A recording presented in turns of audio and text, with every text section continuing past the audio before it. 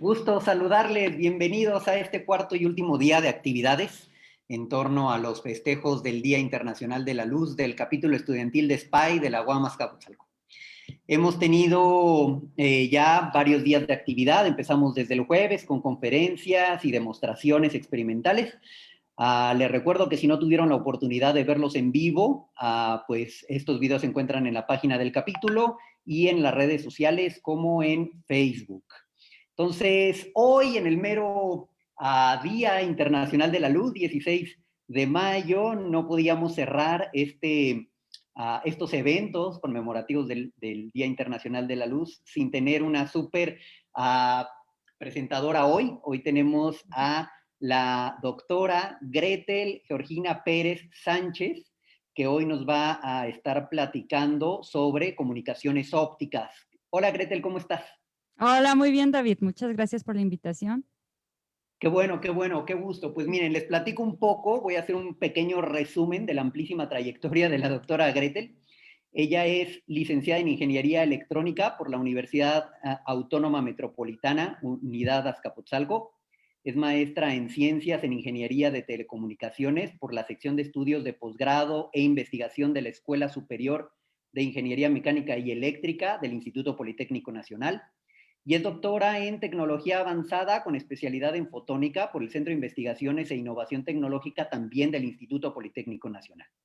En 2013 realizó una estancia de investigación en comunicaciones ópticas en l'École Nationale Supérieure de Telecomunicación, Telecom Paris Tech, en París, Francia. Y en el 2014 fue becaria en el Diplomado de Gestión de la Seguridad de la Información en el Instituto Nacional de Investigación y Capacitación de Telecomunicaciones en Lima, Perú. Ha trabajado en la industria, en empresas como ADEMSA, de Grupo TMM y Cimemex. Desde el 2007, la doctora Gretel ha sido docente tanto de licenciatura como de posgrado en instituciones como el Instituto Politécnico Nacional, en el ESIME Zacatenco y en el ESIME Azcapotzalco, así como en el Tecnológico de Estudios Superiores de Coacalco.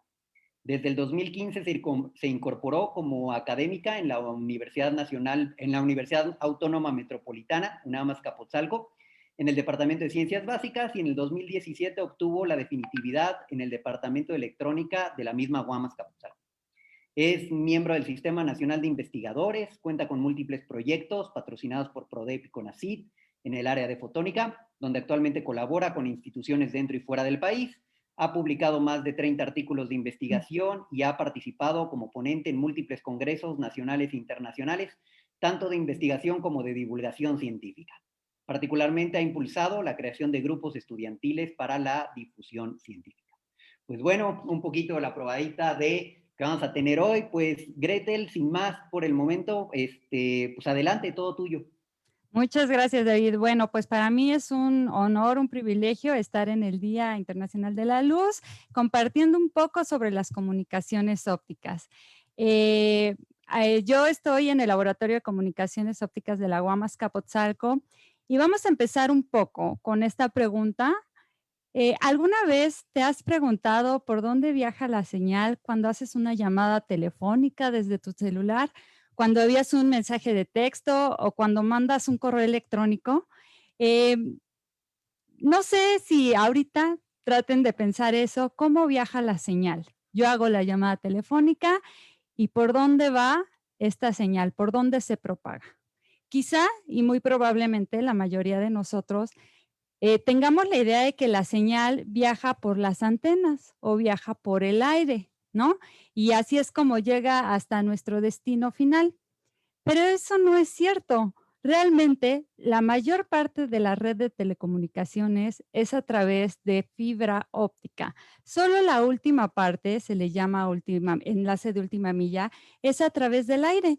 Y todo lo demás, para podernos comunicar, por ejemplo, a otros estados, a otros países, incluso a otros continentes, es a través de fibra óptica.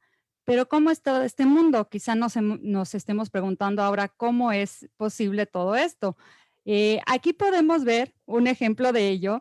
En esta imagen podemos ver a una persona que se trata de comunicar a través de su celular con otra persona que es su receptor. La primera parte sí tenemos un enlace del teléfono celular a una estación base que, bueno, quizá la hayan visto ustedes arriba de las casas o de edificios. Son aquellas antenas que tienen un conjunto, son torres como metálicas que tienen antenas de estilo parabólicas que reciben la señal de los celulares que se encuentran cercanos.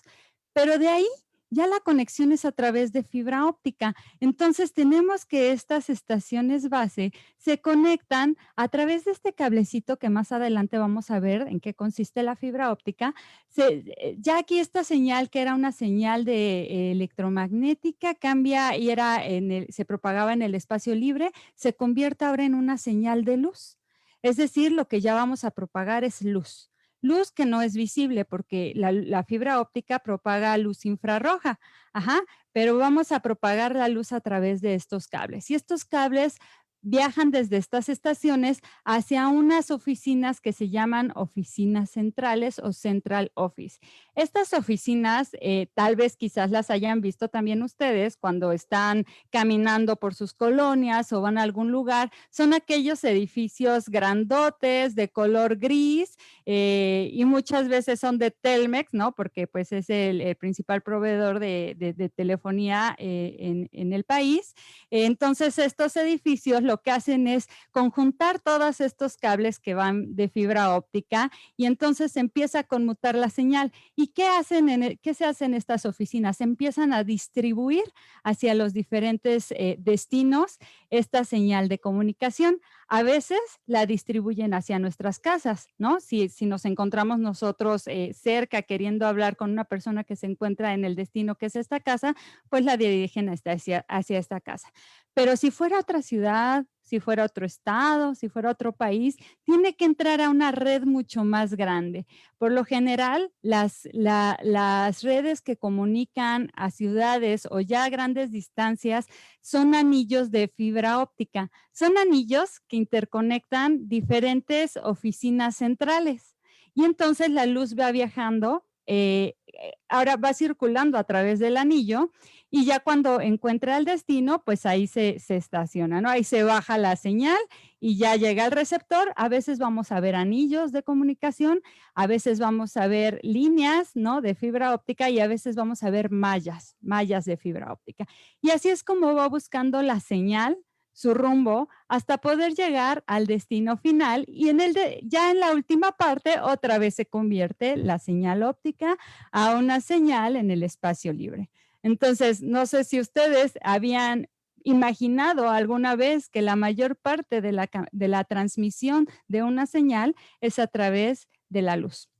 Ahora, para que se pudiera desarrollar toda esta tecnología, pues no es nada sencillo. Se tuvo que hacer desarrollo en diferentes áreas, en tecnología de materiales, en procesamiento de señales, en fotónica integrada, incluso en la misma preparación de la fibra óptica, láseres, todo esto lo vamos a ver un poco más adelante. Entonces, el mundo se encuentra totalmente interconectado e incluso las siguientes tecnologías que hemos escuchado de 5G en este último año, hemos escuchado mucho sobre la tecnología 5G.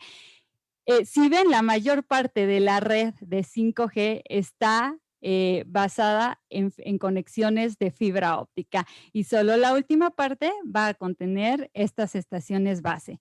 Y todos nuestros puntos de acceso, ya sea Wi-Fi, nuestros teléfonos móviles, nuestro auto que pueda tener también conexión a Internet, van a ser el punto de acceso simplemente y toda la red troncal va a ser una red de fibra óptica. Y así es como veríamos a nuestro mundo si estuviera iluminado, todo interconectado gracias a las conexiones de las comunicaciones ópticas. Así es como se iluminaría nuestro planeta. Pero esto también nos lleva a otra pregunta, ¿no? ¿Cómo son las interconexiones entre los continentes?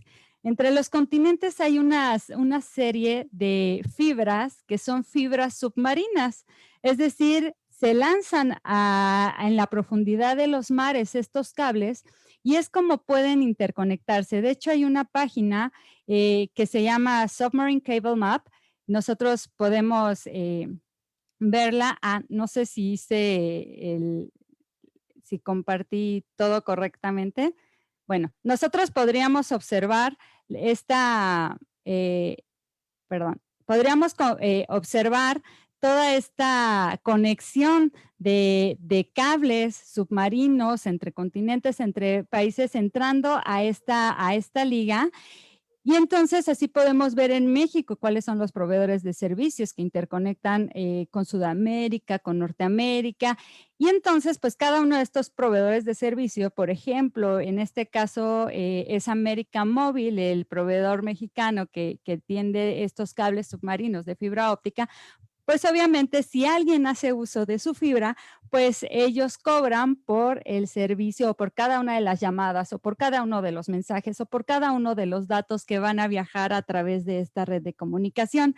Y así es como ellos recuperan toda esta inversión que hicieron para poder tender estos cables submarinos.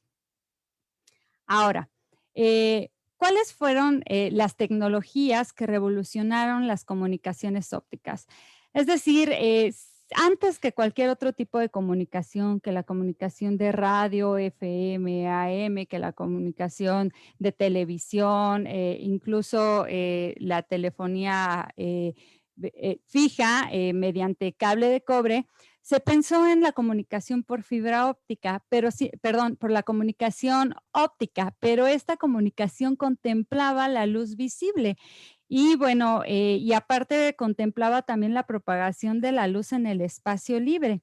Y esto tiene pues varias deficiencias, porque el espacio, en el momento de que nosotros tapemos lo que es el transmisor, pues ya no lograríamos detectar la señal.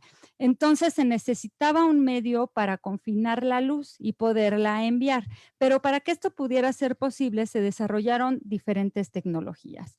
Primero, la primera tecnología en desarrollarse fue la tecnología láser, que primero la propuse a Albert Einstein en 1916, donde predijo que podía haber una emisión de luz coherente tanto con coherencia temporal como con coherencia espacial, es decir, que podía llegar muy lejos y aparte y podía propagarse en fase, mediante un fenómeno de emisión estimulada, es decir, estimular a la misma luz que se estaba emitiendo con características similares a la entrada. Entonces, esto quedó en la teoría y fue hasta los años 50 que Alfred Kastler eh, eh, propuso o ideó lo que era el bombeo óptico. ¿Esto qué quiere decir? Que los electrones podían ser excitados hacia ciertos niveles de energía, es decir, hacia el nivel de energía deseado mediante un proceso de bombeo óptico, es decir, una excitación externa óptica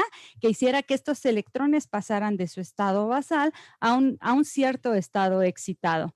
Entonces, esta última investigación que hizo Kastler animó mucho a poder dar pie y empujar un poco el desarrollo de lo que ahora conocemos como láser. Eso fue también, hizo que Charles Townes, en un congreso al que fue, pues, imaginara este proceso de amplificación de una señal, lo que yo había dicho a Albert Einstein, pero utilizando lo que Kastler había propuesto como el bombeo óptico. Es decir, yo excito a un medio de ganancia, ajá, mediante un bombeo externo, una excitación externa, hago que suba a un nivel energético superior.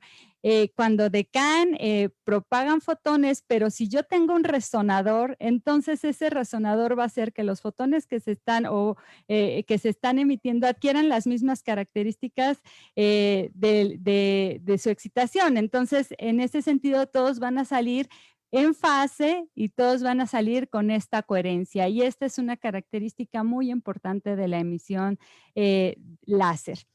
Ahora, no fue sino hasta 1960, Charles Townes lo que hizo fue un amplificador, pero no hizo un amplificador óptico de luz, hizo un amplificador de microondas al que llamaron Maser, que fue como el predecesor del láser. Y ya fue hasta 1960 que Theodore Maiman logró construir el primer láser, que ya era esta amplificación de luz, ¿no? Entonces, este fue como que el primer invento que hizo que se pudieran desarrollar las comunicaciones ópticas. Pero después de pues tenía que encontrarse un medio, ¿no? Se tenía que tener un medio por el cual se pudiera confinar la luz. Esto también, este fenómeno, pues fue estudiado desde 1870 por John Tyndall, que observó y descubrió que la luz podía viajar dentro de un material y conservar la curvatura de este gracias a la reflexión interna. De hecho, este fenómeno es visto muchas veces en las fuentes iluminadas y a veces hasta son decorativas, ¿no? O sea, vemos una fuente con agua y vemos que es iluminada y el agua empieza a tomar el color de la fuente de luz, ajá, de la fuente de excitación óptica. Entonces, eso es debido a que el agua tiene un índice de refracción mayor que el aire que la rodea y eso hace que la luz se pueda mantener dentro del agua, se pueda confinar en el agua. Entonces ahí se puede observar que un material que tenga un índice de refracción mayor, es decir, que la velocidad de propagación de la luz sea menor que el material que lo rodea, que la velocidad del material que lo rodea, entonces podría confinarse la luz, podría propagarse a través de ese medio. Pero no fue hasta casi 100 años después, ¿no? Que Capani desarrolló el primer fibroscopio y se pudo conducir un haz de luz a través de la fibra, ¿no? O lo que conoceríamos como las primeras fibras ópticas. Y bueno, esto fue a través de un conjunto de fibras de 75 centímetros de largo. Esto lo hizo en el Imperial College como parte de su doctorado. Y bueno, esto fue interesante, pero decían, bueno, ya existen ya existe un medio para poder conducir, para poder propagar la luz, pero ¿qué aplicaciones le daríamos, no? Entonces, fue un conjunto de investigadores de la Universidad de Michigan que hicieron el primer endoscopio de fibra óptica. Aunque no lo creamos, la fibra óptica tiene muchísimas aplicaciones, pero la primera para la que se utilizó fue para la medicina. Entonces se puede observar nuestros órganos internos, ¿no? Se metía el endoscopio a través de nuestra boca y se pueden ver los órganos a través de un tubo que era flexible y era una fibra óptica. Eh, Después de esto, en 1956, Cao, que es considerado el padre de las comunicaciones ópticas, pues dijo, si nosotros queremos utilizar la fibra óptica como medio para poder transmitir información, pues debemos de tener una atenuación en esta no superior a los 20 decibeles por kilómetros.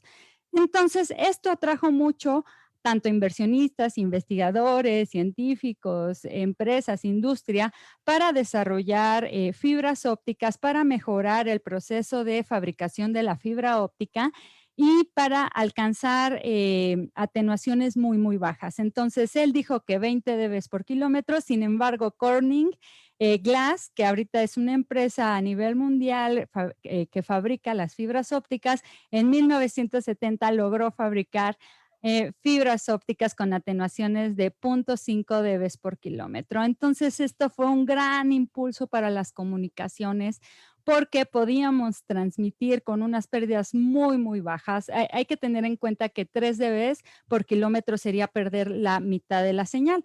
Entonces, aquí estaban ya desarrollando 0.5 dB por kilómetro, o sea, reducían bastante las pérdidas de la señal a través de la fibra óptica. Entonces, gracias a esta fibra óptica que desarrolló Corning Glass, es que el 22 de abril de 1977, General Telephone and Electronics realizó la primera transmisión telefónica a través de fibra óptica.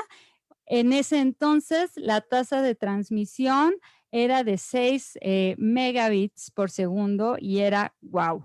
Aquí vemos algunos ejemplos del efecto Tyndall, por ejemplo. Aquí veríamos el endoscopio, ¿no? Cómo se observaba a través de la fibra óptica, era el medio de observación para ver dentro del cuerpo. Y bueno, aquí veíamos el desarrollo, ¿no? Algunos experimentos de desarrollo que hizo Cao para predecir las pérdidas en la fibra óptica. Entonces ya tenemos el láser, ¿no? Que era esta fuente de luz, que era coherente temporalmente, espacialmente, tenía las características, todos sus fotones salían en fase, muy bonitos, y llegaba a distancias muy, muy grandes. Ya teníamos en segunda un medio de transmisión que podía confinar la luz. Este medio de transmisión tiene unas características importantes. Tenemos en el centro un núcleo, ¿no? Ese núcleo que es llamado también core, que tiene un índice de refracción. Si recordamos, el índice de refracción del core debe de ser mayor que el material que lo rodea. En este caso, el material que lo rodea se llama cladding o recubrimiento, perdón, revestimiento. Y entonces, así es que la luz por reflexión interna total puede propagarse a través del núcleo. Obviamente la fibra óptica, como están hecha de sílice, el núcleo está hecho con sílice con algunos dopantes como germanio o boro, fósforo, y la cubierta, el cladding también es de sílice, entonces es muy quebradiza, es por eso se le llama fibra de vidrio. Entonces tiene que ponerse una cubierta, por lo general es plástica, para que le dé una cierta flexibilidad. Entonces se les da algunas cubiertas de protección a la fibra óptica. Pero si dejáramos desnuda, así se le llama, a la fibra óptica, es decir, solo el núcleo y el revestimiento, pues veríamos que tiene unas dimensiones muy, muy pequeñas. De hecho, aquí vemos un conjunto de fibras ópticas comparadas con los dedos de la mano de una persona y podemos ver que son comparables al tamaño de un cabello humano. Las dimensiones normales de la fibra óptica del núcleo son, el diámetro de un núcleo comúnmente es de 8 micrómetros y el revestimiento es de unas 125 micras de diámetro. Entonces vamos a ver que este tamaño, que es lo que en realidad es la fibra óptica, tiene alrededor de 125 micrómetros de diámetro. Por eso es que se compara con los cabellos humanos y son muy, muy pequeñas. Entonces ya tenemos un medio que puede propagar la señal con muy bajas pérdidas, con muy baja atenuación, es muy ligero, es flexible gracias a las cubiertas que les damos.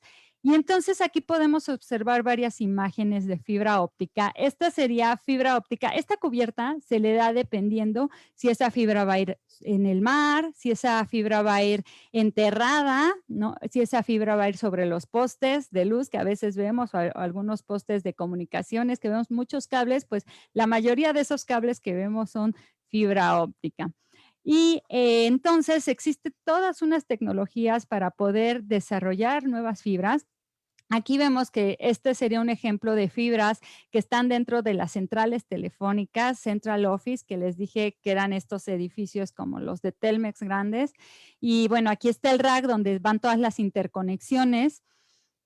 Aquí veríamos un ejemplo de un tendido de fibra subterránea, hacen una canalización aquí, es decir, a veces tal vez nos ha tocado pasar donde abren toda la calle o la acera de nuestra casa o de una calle por la que vamos pasando y hacen una canaleta muy, muy pequeña y meten un cable, lo más seguro es que sea un cable de fibra óptica y ya luego lo vuelven a parchar. Y en el caso de las fibras submarinas, se enrollan, estas son más gruesas porque deben de tener protecciones, deben de estar blindadas ante maremotos, ante tiburones, X y Y ataques, deben de ser muy, muy fuertes porque el tender estas fibras submarinas implica buzos especializados, implica tener submarinos a veces para poderlas localizar, implica para su tendido tener buques especiales para plantar la fibra óptica. Entonces debe de estar muy bien blindada porque es una inversión muy grande. Y entonces, este es un ejemplo de ese tendido de fibra óptica submarina y aquí vemos cómo la entierran, de hecho en las playas la entierran y ya después la dejan salir. Entonces, gracias a toda esta tecnología es como nos comunicamos, ¿no? Y la luz va viajando en ella y muchas fibras ópticas van viajando en este cable. Entonces, por eso es que podemos tener tanta información viajando en tan solo unos instantes y a largas distancias, porque la luz es una señal que viaja súper rápido y entonces por eso no escuchamos o no detectamos el retardo de la señal, aunque estemos hablando con alguien que está en Japón, que esté en Rusia, donde quiera que esté, mientras esté con una conexión de fibra óptica, pues vamos a tener un mínimo retardo. Ahora, unas características de la fibra óptica es que, como les decía, hoy en día las comunicaciones de fibra óptica son en el infrarrojo, en el espectro infrarrojo. ¿Pero por qué? Porque si nosotros observamos aquí, esta es la curva de atenuación de la fibra óptica de sílice. Entonces, vemos que las menores pérdidas están aquí, por ejemplo, alrededor de 1550 nanómetros, pero si nos acercamos al espectro visible, nosotros vamos a observar que hay mayores pérdidas. Entonces, por eso no se propaga luz visible a través de la fibra óptica. Si nosotros queremos propagar a tan solo unos metros, pues entonces sí podemos usar luz visible, porque no importa que se atenúe, solo es para conectar, por ejemplo, mi computadora con otra computadora o dispositivos cercanos, sí podríamos utilizar luz visible. Pero si ya queremos utilizar la fibra óptica para grandes distancias, entonces debemos de irnos a donde hay menores pérdidas en la fibra óptica, y esto es en el espectro infrarrojo, y de hecho es centrado a 1550 nanómetros. Al principio, si ven aquí dice primera ventana, segunda ventana, tercera ventana, cuarta ventana. Eso quiere decir que cómo fueron surgiendo las comunicaciones ópticas. Al principio, la primer banda de frecuencia que se utilizó para transmitir información en las comunicaciones ópticas fue alrededor de 810 nanómetros, pero no fue porque no se conociera esta curva de atenuación, fue porque no se habían desarrollado láseres para transmitir en otras ventanas de comunicación. El primer láser que se pudo utilizar para transmitir comunicaciones, pues fue a 810 nanómetros. Luego se utilizó otra banda de comunicaciones, que es la segunda ventana, que fue con un láser centrado a 1310 nanómetros. De hecho, actualmente todavía se usa esta segunda ventana de comunicaciones ópticas en las redes de acceso, es decir, las redes que van hasta el hogar. Todavía se llega a utilizar esta banda de comunicaciones. Luego ya se logró diseñar láseres que pudieran emitir alrededor de 1550 nanómetros, que es donde se tienen las menores pérdidas de información, las menores pérdidas de potencia de la fibra óptica, y es la ventana que se mantiene actualmente. Sin embargo, es necesario, aquí vemos cómo hay un pico de absorción de OH, o el pico de agua, y entonces esto introduce pérdidas, y por eso no se proponía esta banda de frecuencia. Sin embargo, como existe la necesidad de cada vez enviar más y más y más información, entonces se empezaron a extender todas las ventanas de comunicaciones, y cada vez todavía continúa la investigación en desarrollar nuevas fibras ópticas que puedan transmitir a mayores longitudes de onda, porque también eso significa que vamos a tener mayor capacidad, ¿no? De transmisión. Ahora, otro dispositivo, ya vamos, el láser, ya vimos que la fibra óptica también impulsó el desarrollo de las comunicaciones, pero para que pudieran existir comunicaciones entre continentes, pues obviamente existía ya la fibra óptica que se podía interconectar, por ejemplo, desde Estados Unidos hasta Inglaterra, pero pues siempre tiene estas pérdidas, la fibra óptica. O sea, no es un medio de transmisión sin pérdidas, es decir, la potencia no es infinita, no viaja infinitamente sin degradarse, sino sí se degradúa, aunque se degrada muy poco, solo 0.2 kilómetros de vez por kilómetro. Aún así, a los 80, 100 kilómetros ya no se logra detectar bien la señal. Entonces, para esto, en 1986, el profesor David Payne de la Universidad de Southampton fue el primero en demostrar el amplificador de fibra óptica dopada con herbio. ¿Qué quiere decir?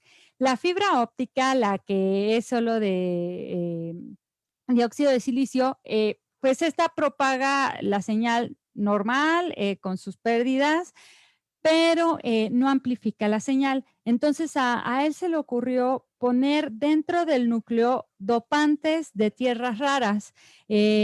Experimentó con varios dopantes, pero el herbio tiene una característica muy importante. El herbio, cuando es excitado a unos 980 nanómetros, emite a 1550 nanómetros. Y si recordamos, 1550 nanómetros es la ventana, la tercera ventana de comunicaciones ópticas y es donde menos pérdidas tenemos. Entonces logró diseñar un amplificador metiendo tantito herbio al núcleo de la fibra y entonces con esa sección de fibra dopada se lograba amplificar la señal, es decir, teníamos una emisión estimulada, en este caso, espontánea, los amplificadores de fibra óptica funcionan por emisión espontánea, y entonces la señal, si ya venía degradada y le ponemos un pedacito de fibra dopada con herbio, entonces se va a amplificar. De hecho, aquí vemos un ejemplo, viene la señal, ¿no? La señal ya viene con una cierta potencia, le ponemos una inyección porque el amplificador de herbio lo necesitamos excitar, lo necesitamos excitar con una luz externa. El herbio se excita a 980 nanómetros para poder amplificar a 1550 nanómetros. Lo excitamos, combinamos la señal que viene ya atenuada con la excitación, pasa por la fibra dopada con herbio y ya sale amplificada. Aquí vemos que la amplitud de la señal a la salida es mayor gracias a este dispositivo. Entonces, ¿qué es lo que ya podíamos hacer? Pues que si nosotros teníamos enlaces mayores a 80 kilómetros, pues bastaba con que le pusiéramos un amplificador de fibra y entonces la señal se regeneraba, es decir, se amplificaba y podríamos tener otro tramo. Entonces, cada cierta distancia necesitamos poner un amplificador para regenerar la señal. Uno pensaría, no, pues 80 kilómetros es muchísimo, pero si hacemos un enlace submarino, podemos hablar de cientos, incluso miles de kilómetros. Entonces, el amplificador de fibra óptica fue aquel dispositivo que hizo posible que nosotros pudiéramos transmitir a muy, muy largas distancias. Ajá. Entonces, estos fueron como los tres dispositivos, aunque hay otro conjunto de dispositivos esenciales, pues estos fueron como los que dieron pie a las comunicaciones que tenemos hoy en día. Obviamente, pues ya se están desarrollando nuevas tecnologías y cada vez para llegar más lejos, con mayores tasas de transmisión, con mayor número de usuarios, para tener mayor capacidad y para esto se integran varias áreas del conocimiento. Ahora bien, ¿qué pasa si se rompe la fibra, no? Porque no sé si les haya tocado que de repente se cae toda la señal por ejemplo, si tienen Telcel o tienen algún servicio de telefonía celular, dicen, se cayó la red. Y uno se imagina, ¿qué habrá pasado, no? ¿Por qué se cae la red? O sea, ¿a qué se refiere eso? Muchas veces, como ya les dije, aunque es una señal celular, no viaja por antenas todo el tiempo, sino viaja por fibra óptica. Entonces, a veces durante la instalación de la fibra óptica se puede romper un pedacito y se cae toda la red. O a veces ya está instalada la red e imagínense que alguien llega y voy a hacer mi casa aquí, ¿no? Y por ahí, por donde va a ser su casa, pasa un cable de fibra óptica, que ese cable de fibra óptica le da servicio a toda la colonia. Y entonces, pues en eso, sin querer, durante la construcción, rompe el cable y toda la colonia se queda sin señal. Y dicen, ¿dónde pasó? Ahora imagínense qué es lo que... Hay dos cosas que deben de hacer los proveedores de servicio, pero rápido, ¿no? Uno, identificar el lugar exacto donde pasó ese quiebre, ¿no? Ese accidente. Y número dos, tienen que reparar la fibra. Pero la fibra no es un cable de cobre, entonces no lo podemos soldar. Se necesita un equipo especializado para poderla arreglar y esta se le llama empalmadora. Es este dispositivo que vemos aquí, es un instrumento más bien que vemos aquí. Lo que hace es mediante un arco eléctrico, ajá. Tenemos un par de electrodos, aquí hay un electrodo, aquí hay otro electrodo y de unos 5 amperes. Entonces lo generan durante un instante muy pequeño de tiempo, lo hacen por unos 2, 3 segundos y lo que hacen es fusionar la fibra, porque al fin y al cabo es de vidrio, se fusiona y se une la fibra nuevamente. Entonces, el método para poder volver a unir a la fibra óptica es el empalme de fusión. Y para poder detectar nosotros el lugar exacto donde se quebró la fibra óptica, existe un instrumento de medición que se llama OTDR. Ese instrumento lo que hace es manda un pulso de luz desde la Central Office, manda un pulso de luz y entonces este pulso de luz donde detecta el quiebre, como es vidrio, al final de cuentas, donde detecta el quiebre, va a reflejar la luz, va a funcionar como un espejo, va a reflejarla. Y entonces va a hacer un cálculo el OTDR, va a decir, ok, mandé el pulso de luz, tardó tanto tiempo en ir y regresar, entonces se encuentra a tanta distancia. O sea, hace un cálculo simple y así es como puede detectar si hay un empalme, es decir, hay una unión, hay un conector o incluso hay una ruptura. Este ejemplo que vemos aquí en este TDR sería un ejemplo de una ruptura. Va la señal, de repente hay una reflexión y ya no hay señal. Eso quiere decir que se quebró, ¿no? Se quebró ahí la señal. Entonces, nos dice el OTDR con una exactitud de hay unos que de algunos centímetros, hay unos que de metros, te pueden decir dónde se quebró la fibra óptica. Rápidamente tienen que llegar los instaladores, repararlo, porque aparte las empresas proveedoras de servicio tienen cierto tiempo para reparar ese tipo de daños porque si no son sancionadas, ¿verdad? Son sancionadas por el Instituto Federal de Telecomunicaciones que le dice tú debes de reparar esto porque necesitas darle servicio por el que están pagando todos tus usuarios. Entonces rápidamente van, arreglan, empalman y otra vez ya tenemos el servicio. Entonces si alguna vez se habían preguntado ¿por qué dicen que se cayó la red? Pues muy probablemente sea ruptura de fibra óptica.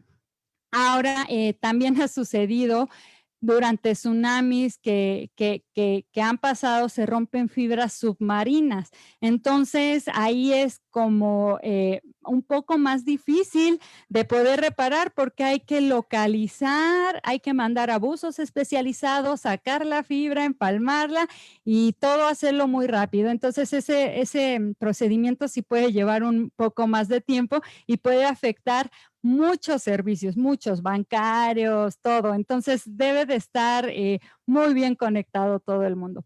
Y otro instrumento que no se usa tanto en campo, estos dos instrumentos digamos que son de campo, ¿no? Este otro instrumento es un analizador de espectros óptico que nos permite ver todas las frecuencias y todas las señales que se lanzan a través de una fibra óptica.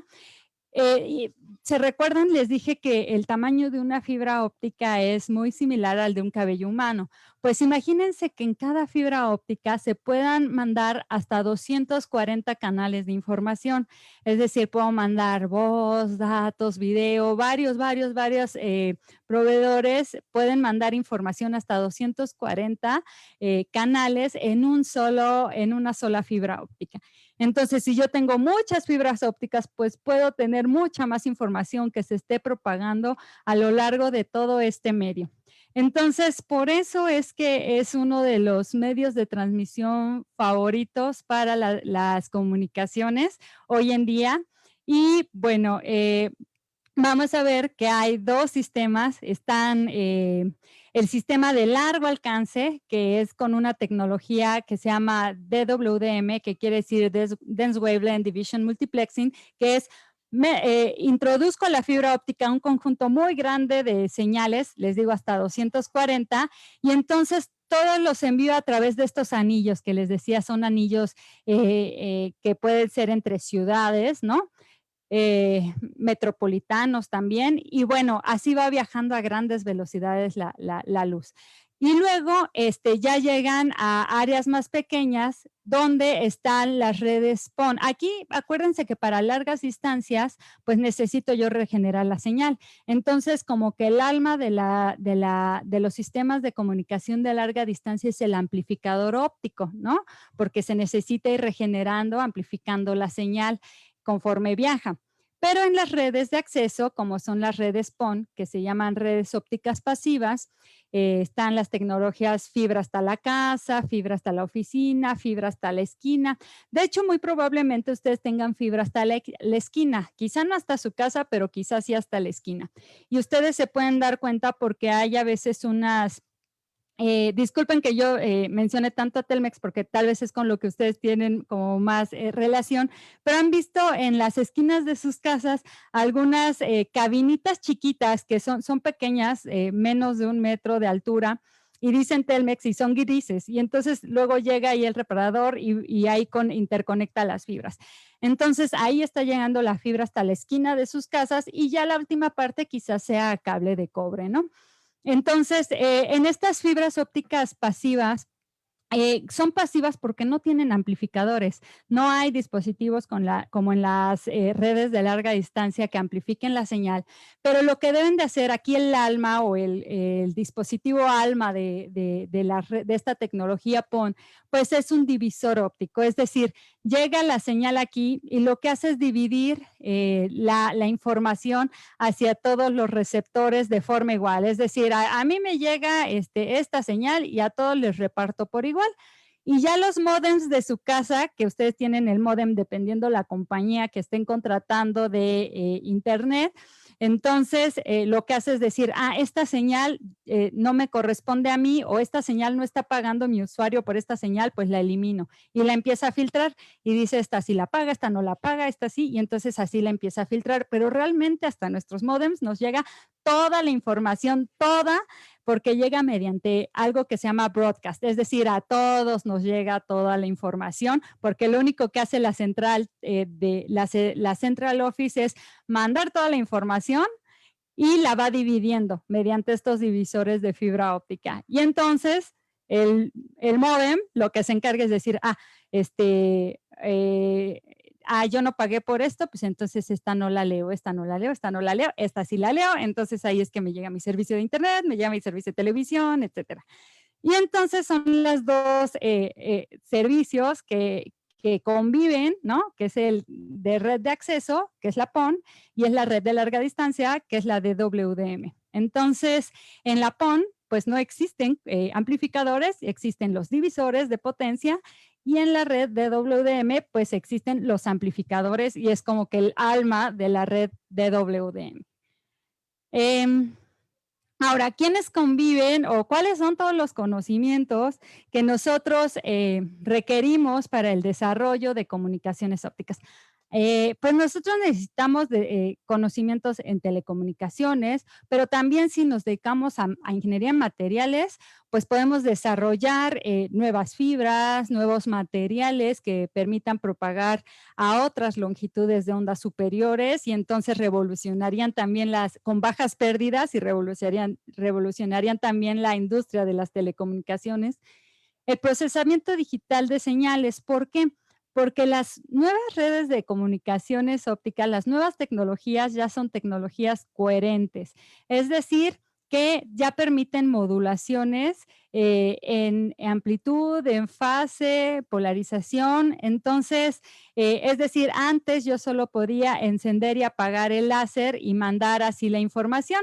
Ahora ya puedo encender, apagar y aparte detectar la fase con la que va la señal, puedo detectar la polarización y entonces esto ya se le llama sistemas coherentes. Hasta hace algunos años las tecnologías de las comunicaciones ópticas eran no coherentes, pero ya evolucionamos y ya hicimos tecnologías coherentes.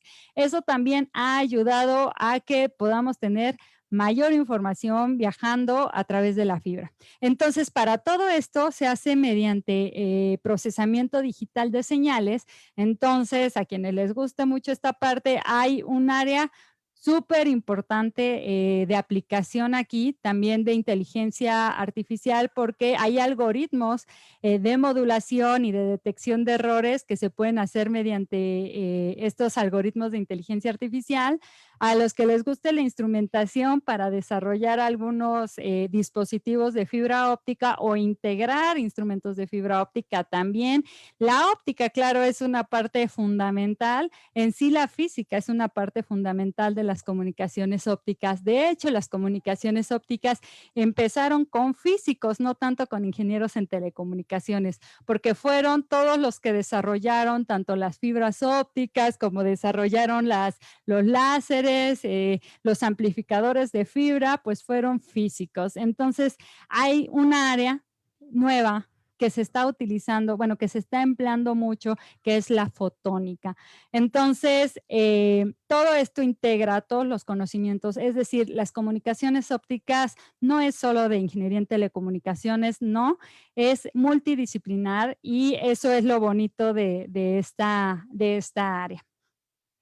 Ahora, les voy a hablar un poco de lo que se hace en el Laboratorio de Comunicaciones Ópticas de la UAM, lo que han hecho últimamente algunos alumnos, porque a mí me gusta como que valga la pena, o sea, no se crea que solo las grandes industrias, las grandes empresas pueden desarrollar fotónica, también se puede desarrollar desde nivel licenciatura, cuestiones interesantes, ¿no? Tanto de investigación como prototipos tecnológicos. Entonces, un alumno desarrolló, se llama José Ángel, José Adolfo, desarrolló un láser sintonizable, bueno, una fuente sintonizable de fibra óptica. Es decir, él decía, ok, maestro, es que usted tiene en el laboratorio este láser, pero yo quiero ahora probar si funciona su sistema para otra longitud de onda. Y yo así de, no, pues no tengo dinero para comprar otro láser, ¿no? Porque es muy costoso.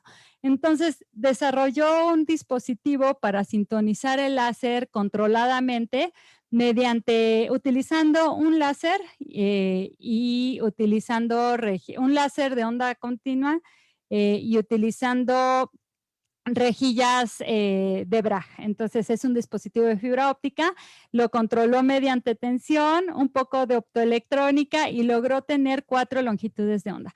Pero yo siempre les digo a mis alumnos, diseñar nuevos dispositivos de comunicaciones no es cualquier cosa, porque deben de apegarse a las recomendaciones y a la normatividad existente.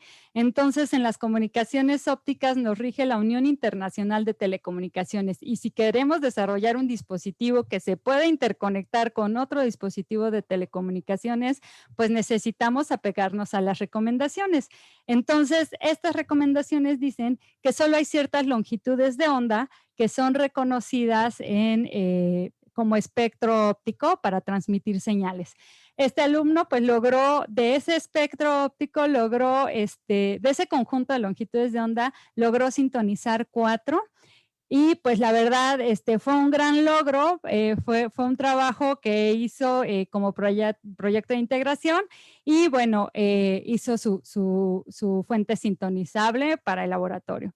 Otros alumnos que trabajaron, Ángel, Luis Alberto, trabajaron en lo que es la fabricación de rejillas de periodo largo. Las rejillas de periodo largo son filtros ópticos y ellos pues las hicieron con lo que tenemos en el laboratorio, ¿no? O sea, con un láser de CO2, con una máquina, una cortadora grabadora láser que ahora son tan comunes, pues hicieron el grabado sobre la fibra óptica y lograron tener rejillas, ¿no? O filtros ópticos y los filtros son muy buenos porque nosotros transmitimos varias señales, pero si solo queremos seleccionar una, pues seleccionamos con un filtro. Un ejemplo de ellos, por ejemplo, ustedes quieren escuchar una estación de radio. Pues las estaciones de radio envían todo el conjunto de frecuencias al mismo tiempo. Lo que hace su antena, de hecho la antena de su radio recibe todas las frecuencias de radio, pero lo que hacen ustedes al mover la perilla o al seleccionar el canal es mover un filtro sintonizable. Entonces, ese lo que hace es detectar o captar solo la frecuencia que yo quiero escuchar. Entonces, los filtros en comunicaciones son súper útiles para seleccionar un canal de televisión, para seleccionar una estación de radio. Entonces, eso es, ellos diseñaron y pudieron fabricar controladamente filtros y con nuestra cortadora láser y bueno, ahí tienen desarrollado su método. No alcancé a poner todos los proyectos, pero sí algunos que están los resultados. También unos alumnos están desarrollando ahorita su proyecto de integración. Alberto, Karen, Ernesto, están desarrollando sus proyectos de integración y lo que hicieron es fabricar divisores y acopladores de fibra óptica. O sea, hicieron toda la instrumentación para poder dos fibras unirlas mediante fusión, pero aparte hicieron la instrumentación para, se tiene que fundir la fibra y aparte se tiene que estirar controladamente para que se pueda unir y se puedan tener estos, ¿se acuerdan que les dije divisores, que son los splitters, el alma de las comunicaciones pasivas? Bueno, entonces esto es lo que te hacen es dividir la potencia. Bueno, ellos ya diseñaron sus primeros divisores ópticos de fibra, acopladores de fibra, y bueno, aquí está, ¿no? En la parte inferior izquierda se ve cómo adelgazaron la fibra, la lograron fusionar y ya la midieron la potencia. Aquí en el lado derecho tuvieron que hacer les gusta a todos ver, ¿no? O sea, yo les digo que las comunicaciones son en el infrarrojo, pero siempre ver la luz como que es emocionante. Aquí se pudo ver que después de fundir y después de diseñar su dispositivo, sí transmitía la señal hacia las dos salidas y lo pudieron ver a través de esta prueba óptica y luego lo midieron con un medidor de potencias y vieron que hicieron un splitter balanceado, es decir, dividía la potencia por igual en ambas salidas. Entonces, yo lo que creo es que es cuestión de creérselas, de imaginación, de querer hacer algo nuevo y pues los invito a todos a que se integren a toda la parte, no tiene que ser comunicaciones, a la ciencia, a lo que les guste, ya sea ciencia aplicada o la parte teórica, que ustedes si quieren pueden y cuando tienen los resultados es súper gratificante. Y pues eso sería todo por mi parte. No sé si haya dudas. Tengo una actividad, pero David, cuéntame cómo va todo. Bien, bien, ¿no? Pues muchísimas gracias, Grete. La verdad es que ha sido una plática muy, muy, muy interesante. Se has dado un panorama muy, muy amplio de cómo funcionan las comunicaciones ópticas. La verdad es que es algo como que en general no tenemos como muy presente, ¿no? Todo el mundo, o bueno, por lo menos en general, y es mi caso, como que uno piensa que las comunicaciones, pues sí, son ahí ondas que viajan en el aire y uno nunca se pregunta, o por lo menos no relaciona la parte óptica con la comunicación, ¿no? O sea, como que lo óptico es como visible, pero cuando tú estás hablando por teléfono no es algo visible, entonces como que de repente no se asocian, ¿no? No sé, Esas dos cosas. claro. ¿Tienes una actividad? Cuéntanos cómo va esa actividad, Gretel. Sí, fíjate que ahorita, bueno, también tengo otros estudiantes que también hacen desarrollo teórico. Una de ellas está en el capítulo estudiantil de la UAM, hace también otros dispositivos que se llaman linternas fotónicas. Me decías actividad, sí, tengo una actividad para ustedes, perdón, yo me andaba ya yendo por otra parte. Una actividad, ¿hay chicos conectados o no hay chicos conectados? Aquí directamente no, estamos nada más César y yo. Bueno, Ajá. déjame ver en el... ah, pues sí hay gente viendo, pero no sé si van desfasados o no en el video conectado. Ok, lo que podríamos hacer es ponerles una actividad y vemos si interactúan, ¿te parece bien? Sí, perfecto, perfecto. Perfecto, entonces es una actividad para ver si pusieron atención, ¿les parece bien? Voy a compartir la pantalla, tú también David, por favor, te tienes que conectar. Claro. Entonces, es una actividad, a ver si escucharon, y es una actividad de Kahoot. No sé si alguna vez lo han hecho. Ah, mira, sí. A Se van ver. a meter a Kahoot, ajá, es una aplicación que se llama Play Kahoot. Ah, así como está aquí, Play Kahoot It. ¿Sale? Me voy a meter yo también. A ver si hay chicos que quieran conectarse. Y una vez ya que estén ahí, van a cargar el pin que está aquí. Ajá. Es Ok, esa. ok. Entonces, a ver, todo el mundo que esté ahí, que meta, Ah, simplemente con meter Play Kahoot en el buscador de Google aparece, le meten en Kahoot así y es. luego viene la opción de meter ahí el PIN, que es ese numerito, ¿no? Que está Es este numerote que está aquí. A ver si 2, 32, 64. Bueno, hay alguien que ahí quiera estoy, jugar. creo. Ah, tengo que poner mi nombre. Ahí está Andrea. Hola, Andrea. Muy bien. Vamos a ver si escucharon. A ver quién más. Pues yo. Hola, David. ¿Ya entraste? A ver quién más quiere Vamos a ver, vamos a dar un entrar. poquito de tiempo a ver que alguien Hola, más. Osvaldo. Hola, Sars. Hola, Jessie. Ah, qué padre. Hola. Qué padre. Sí, jueguen. Vamos a ver si pusieron atención. Súper, Vamos a súper. esperar unos, no sé, 10 segundos más. A ver quién más quiere jugar. Ya está nervioso me puse, Gretel. Ay, sí, a ver quién. Ah, muy bien, ahí siguen entrando. Vamos a darles un poquito más. Sí. Hola, Dani. Vamos a ver, sí. Perfecto, sí están entrando. Hola, Alberto. Hola, Alberto. Hola, hola. ¿Quién más entra? Hasta la música, ¿no? Así como que vamos a jugar. Ya no hay nadie más, ya nadie se animó. Bueno, ¿qué les parece si ya empezamos? ¿Les parece bien?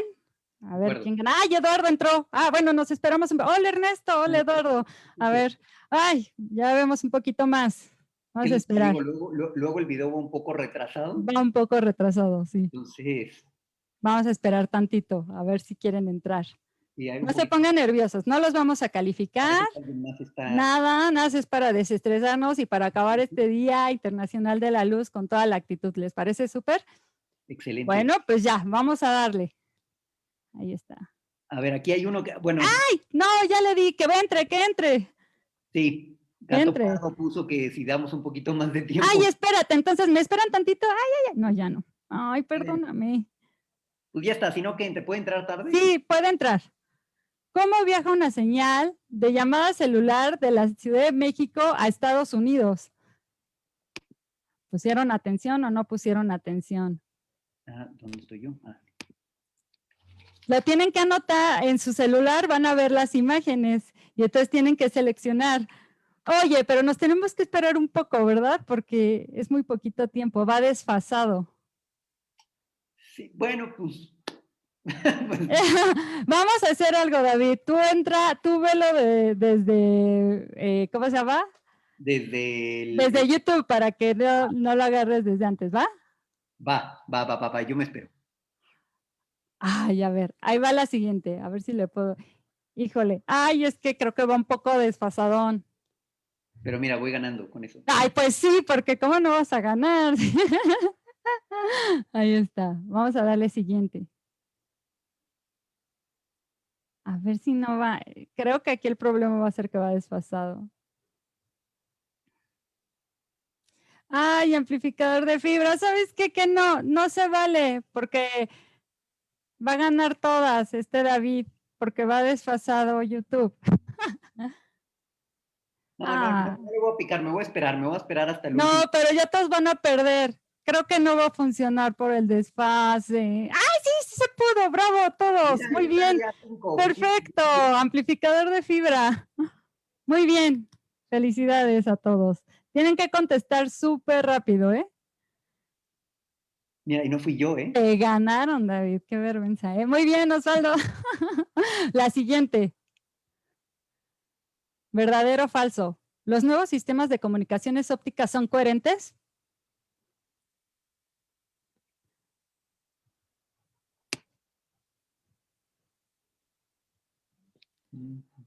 Ay, contesten.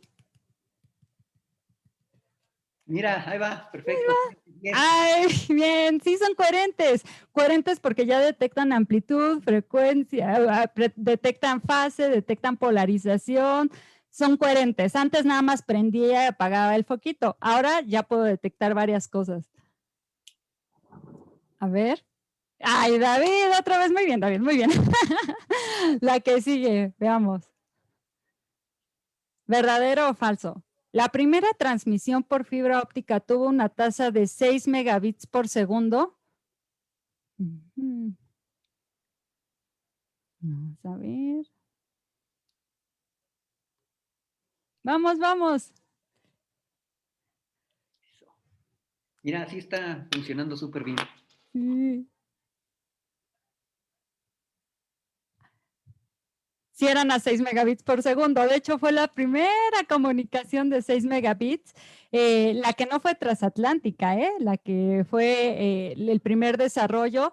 Y ahorita ya estamos a tasas de 100 gigabits por segundo en una sola longitud de onda. Entonces, ya hay pruebas de hasta 400 gigabits por segundo en redes de larga distancia por longitud de onda. Entonces, se ha incrementado la capacidad y aún así no nos conformamos, ¿verdad? Queremos tener más videojuegos y estar conectados y se traba tantito el celular y nos enojamos y eso que ya la información va a todo. Entonces hay que seguir desarrollando tecnología. Y vamos con la siguiente. ¡Ay, podio! ¡Ya acabó! Eran todas. Ok, David, bravo. En tercer lugar. Segundo, Daniela. Muy bien. Y primero, ¿quién habrá sido? Alberto, felicidades, felicidades. Muy bien. Pues eso me da gusto porque quiere decir que sí escucharon la presentación. Pues eso sería todo por mi parte, David. Excelente, Gretel. Mira, te leo. Aquí hay una pregunta en el chat del Facebook. ¿Sí? Dice, bueno, para empezar, dice que tu plática ha sido muy interesante. Muchas felicidades. Eh, ¿En qué consisten las mejoras en la fibra óptica para que se pierda menos señal? ¿No? O sea, entiendo cómo se le hace como para mejorar eso. Sí, fíjate que como que ya se han llegado a los límites del dióxido de silicio y decir ya no se puede tener menores pérdidas, ¿no? O sea, eso es lo que se ha dicho, pero se han explorado otras combinaciones de materiales con germanio, con fósforo. Es más, se ha buscado hasta otra ventana de comunicaciones para ver si se logran desarrollar fibras ópticas con menores pérdidas. Entonces, esto es más que nada cuestión del área de materiales. Yo no soy experta, pero sí el desarrollar materiales que tengan menores pérdidas, combinación de estos. De hecho, aquí hay una doctora, la doctora Dulce, que el día de ayer tuvo su presentación. Ella está desarrollando también amplificadores y también está desarrollando vidrios que puedan tener menores pérdidas. Entonces, más que nada va en este sentido de la ingeniería de materiales. Oye, Gretel, pero esas pérdidas son porque se absorbe en el material. O sea, Eh, la fibra óptica, hasta donde entendí, funciona con la reflexión total, ¿no? Interna. uh-huh. Entonces, uno cuando le enseñan qué es la ley de Snell, ¿no? No. Que algo se refracta o se refleja y esas cosas, ¿no? Y entonces la reflexión total, pues no, nada se refracta, ¿no? Todo se refleja. Uh-huh.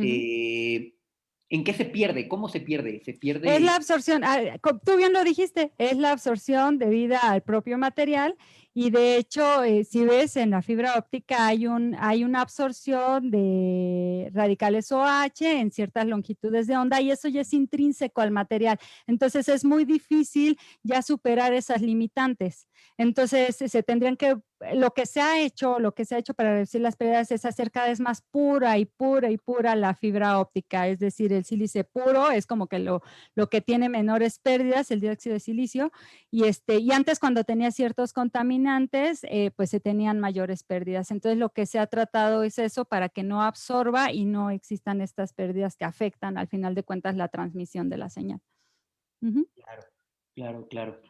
Oye, yo tengo otra pregunta rápido. ¿Actualmente tú te has enterado o sabes de alguna tecnología o de algún estudio o algo que esté, aunque esté muy, digamos, en sus fases tempranas, que se piense que pueda sustituir la fibra óptica? Hasta lo que nos platicaste, creo que la fibra óptica es lo que ha revolucionado las comunicaciones, ¿no? ¿Hay algo en mente como para sustituirlo? Ay, a mí no me gusta hablar mal de la fibra óptica, pero bueno, te voy a decir que tengo que ser muy sincera. Sí se quiere hacer competencia a la fibra óptica, con una nueva tecnología de satélites los satélites que existen hoy en día son los geoestacionarios. Entonces, tú no puedes transmitir las señales de celular ni ningún tipo de comunicación a través de estos satélites porque tienen un tiempo de subida y bajada muy grande, o sea, son 9.600 kilómetros que tienen que viajar de enlace ascendente y descendente. Entonces eso causa un retardo y para nosotros los retardos son súper incómodos. Aparte, otra desventaja que tienen los satélites es que el clima a veces afecta esa señal que se propaga al entrar a la atmósfera. Pero se han desarrollado una nueva red satelital de órbita baja. De hecho, se puso en órbita a inicios de este año, se están poniendo cada mes en órbita. Es el mismo dueño de Tesla, ¿no? Que puso esta red, si han escuchado, ¿no? Junto con Google y todo, estos satélites de órbita baja. Se van a hacer pruebas y se cree que pudiera competir, ¿no? Un poco o sería, tal vez no competir, pero sería otra opción para dar mayor cobertura a las comunicaciones. La desventaja que tienen estos satélites, aparte de que es una etapa inicial de prueba, y también algo muy importante que les quiero decir, los satélites entre ellos muchas veces se comunican con luz. O sea, uno pensaría que son otro tipo de ondas, pero obviamente el enlace ascendente y descendente hacia la Tierra sí es otra banda de frecuencias en el orden de gigahertz, pero entre ellos, como están en el espacio, pues es con luz, ¿no? Entonces es comunicación óptica, ¿no? Como ya van a ser muchos satélites de órbita baja, pues entonces ya vamos a poder tener una red como más completa. La desventaja, te decía, es que estos satélites se desechan rápidamente, o sea, su tiempo de vida es muy corto a diferencia de un geoestacionario. Entonces, pero yo no les platiqué de esto, sigamos con la fibra. Se anda desarrollando mucho en la fibra. Hay fibras ya multinúcleo, otro tipo de fibras, tecnologías dentro de la fibra para mejorar la fibra actual. Pero si te refieres a otra tecnología que pudiera tener toda esta capacidad de comunicar continentes y todo, podría ser los satélites de baja órbita, de órbita baja. Es que a mí me parece súper sorprendente que uno piensa en las comunicaciones actuales y la tecnología y todo, y ahora con lo que nos explicas, pensar que tenemos cables por debajo del mar, o sea, que unen, o sea, uno pensaría es un poco arcaico, ¿no? O sea, como un cable que conecta un continente con otro. Bueno, de hecho, a mí sí me sorprende mucho, ¿no? Yo no sabía que la fibra se comunicaba por debajo del mar. Y se rompe el cable y cortas la comunicación entre los continentes. Ha habido algunos accidentes, te he dicho, quizá la mayor parte sean naturales, que han comunicado a países por incluso 5 días, 6 días, pero no tienen transferencias interbancarias, o sea, no están paralizadas sus comunicaciones porque se rompió el cable submarino. Ujú. A mí me sorprende, me sorprende muchísimo, Sí, ¿no? sí, sí. Y bueno, ahora yo creo, justo ayer que nos platicaba Dulce acerca de los materiales y toda esta investigación, ah, bueno, yo hago cosas particulares de metamateriales, ¿no? Uy, súper Ahora padre. bueno, tiene una cierta moda, ¿no? Actualidad. Entonces, ¿tú crees que algo así pueda hacer que la fibra óptica mejore? Todo es posible. Ahorita, mucha experimentación que existe en la fibra óptica con nuevos materiales es en el área de sensores, no tanto en comunicaciones, porque comunicaciones tiene su particularidad, o sea, tienes que tener súper controlado todo. Pero en el área de sensores se le implementan estos nuevos materiales a la fibra óptica y se ve qué es lo que pasa, ¿no? Si mejora la respuesta o no. La ventaja que tiene la fibra óptica es que es el sensor y el medio de transmisión. Imagínate que ahora nuestras alertas sísmicas no fueran a través de los sensores que existen, sino que fuera a través de la misma fibra óptica que estás tú viendo la televisión o con la que está conectándote a tu celular. Si tienes tus sensores ahí mismo, en la fibra óptica, te llegaría casi al instante, no tendría un retraso la comunicación. Entonces, desarrollo en materiales, yo creo que puede ser una muy buena opción si están trabajando en esto de materiales, aplicarlo a sensado con fibra óptica y ya luego va evolucionando. Ujú. Súper. Wow, pues qué padre. Pues muchísimas gracias. Pues a ti, David. Ahorita no tenemos, por lo menos no veo más preguntas que hay aquí en el chat, ni por acá. Entonces, pues yo te quisiera agradecer a nombre del capítulo estudiantil de SPY de la UAM Azcapotzalco. La verdad es que nos ha dado mucho gusto, ha sido un honor tenerte justo en el pleno Día Internacional de la Luz y para cerrar con broche de oro estos 4 días de actividades que hemos tenido conmemorativos en torno a este día.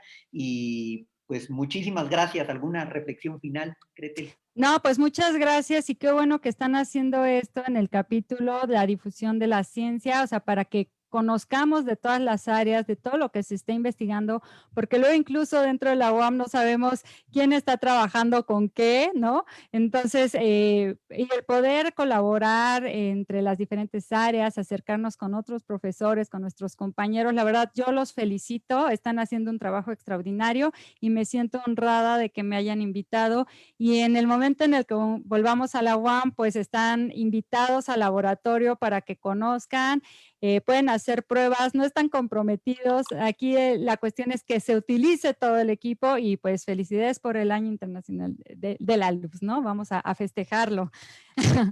Muchísimas gracias, Gretel, y a todos los que nos siguieron en esta transmisión. Muchísimas gracias a nombre otra vez del capítulo estudiantil de SPY de la UAM Azcapotzalco. Pues les deseamos un muy bonito domingo y pues nos vemos hasta la próxima. Adiós, chao, chao. Hasta luego. Bye.